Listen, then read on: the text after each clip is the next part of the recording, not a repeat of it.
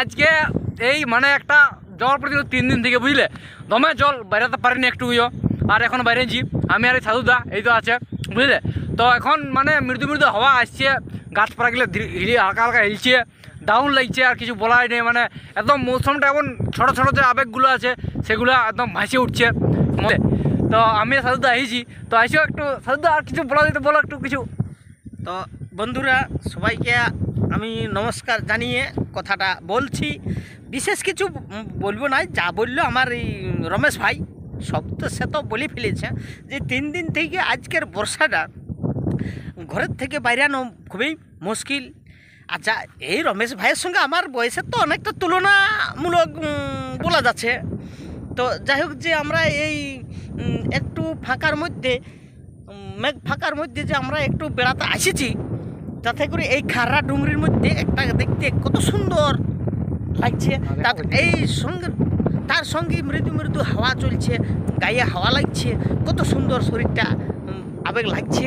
তাতে করে আর কি বলবো বন্ধুরা, খুব আনন্দিত। আপনারা যদি সবাই ভালো আছেন তাহলে সেটাই আমার খুব আনন্দ।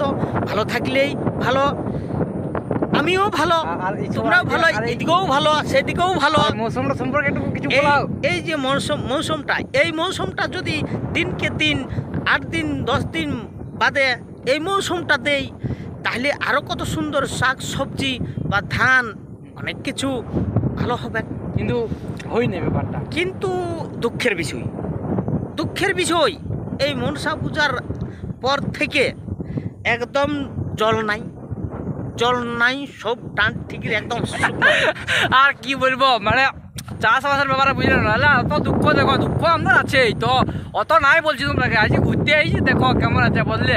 এরকম মৌসুম আসবে একটু ঘুরতে, আমরাও এসেছি, দুজনে আমরা ঘুরতে আইছি, বুঝলে। বাকি সাবস্ক্রাইব করো যদি আরও ভিডিও দেখবে, তো এরকম, বুঝলে। আমি ঘুরতে যাই তো, তুমি তো জানো।